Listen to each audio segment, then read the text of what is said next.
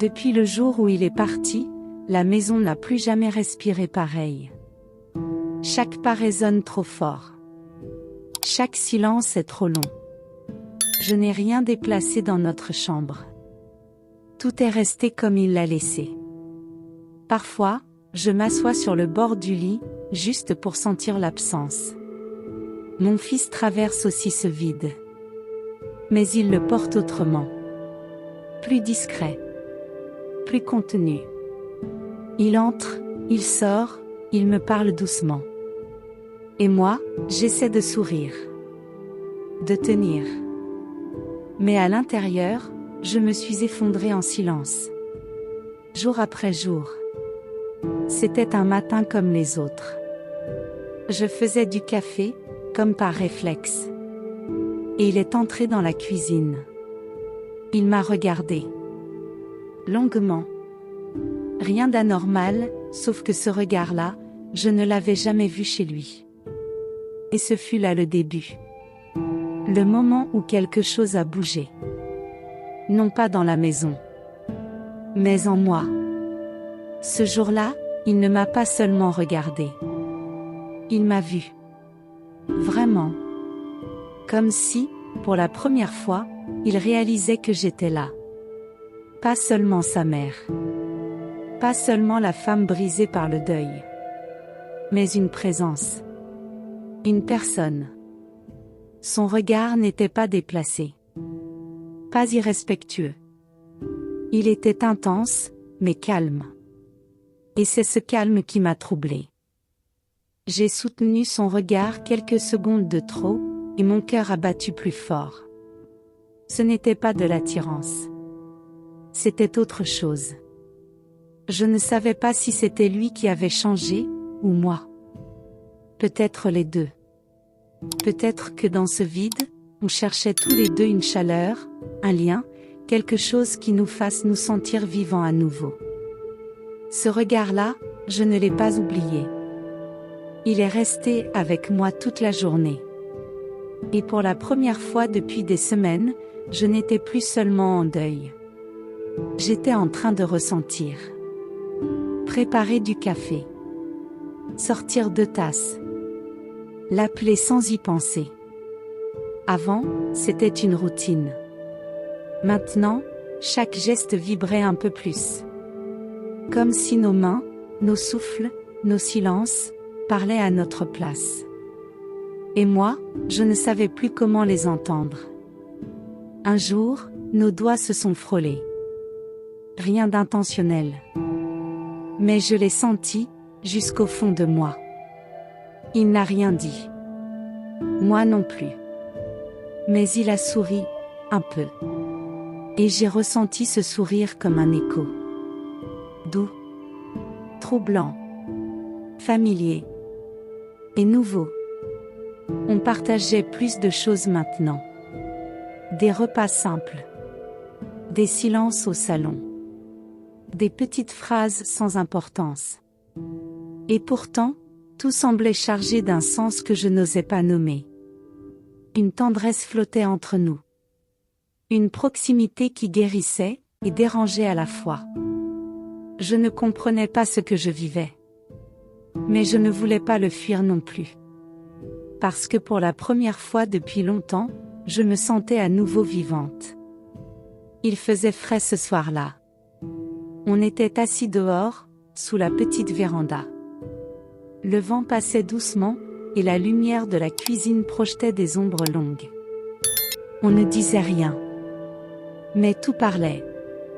Le silence, ses mains sur ses genoux, mon souffle un peu plus court. Il m'a tendu une couverture, comme il le faisait pour son père. Ce geste-là, je l'ai senti comme une caresse invisible. Je l'ai remercié, la voix basse, et nos regards se sont croisés. Pas un regard de fils à mère. Pas un regard de désir non plus. Quelque chose entre les deux. Il m'a parlé de souvenirs. De choses qu'il n'avait jamais dites. De moments où il avait eu peur, petit, quand son père criait. Je ne savais pas. Et là, j'ai pris sa main. Pas pour le consoler. pour lui dire que j'étais là. Vraiment. Je ne sais pas si c'était mal. Je sais seulement qu'en rentrant ce soir-là, quelque chose avait changé. En lui. En moi. Dans cette maison. Ce récit émotionnel n'était plus une histoire de deuil. C'était une histoire de présence. Et de ce qu'on fait, parfois, pour rester vivant. Un matin, j'ai trouvé un message. Une voisine. Rien d'agressif. Mais trop clair. Il est souvent là, non? Vous avez besoin d'aide? Juste ça. Mais chaque mot a claqué comme un jugement. Et tout ce qu'on avait construit, s'est fissuré d'un coup. Je me suis éloignée. Moins de café. Moins de mots. Moins de silence partagé. Il a remarqué. Il a essayé de me parler. Mais j'ai fui. Parce que je ne savais plus ce qu'on faisait. Ni ce que ça voulait dire. Le doute était revenu. Froid. Lourd. Cruel. Puis un soir, il est venu me voir. Il n'a pas tourné autour. Il m'a dit, je sais ce que les gens pensent. Mais moi, je sais ce que je ressens. Et je ne t'ai jamais vu aussi vrai que ces derniers temps. J'ai pleuré. Pas de honte. De soulagement. Ce n'était pas un amour interdit. Ce n'était pas un fantasme. C'était une reconnexion. Un lien sans nom, mais réel. Et à ce moment-là, j'ai su que peu importe le regard des autres, ce que nous vivions, c'était juste. Et profondément humain. Depuis cette nuit-là, on n'a plus eu besoin de se cacher. Pas parce qu'on faisait quelque chose à cacher. Mais parce que ce qu'on partageait dépassait les mots et les jugements. Le café est revenu. Les rires aussi. Et le silence, enfin, est devenu paisible. On ne s'est jamais expliqué. On n'a jamais mis de nom sur ce que c'était. C'était un lien. Une présence. Une chaleur discrète. Il m'a offert un carnet, rempli de pensées, de souvenirs, de mots qu'il n'avait jamais dit. Il avait dessiné mon visage. Encore et encore. Comme pour me dire, je t'ai vu.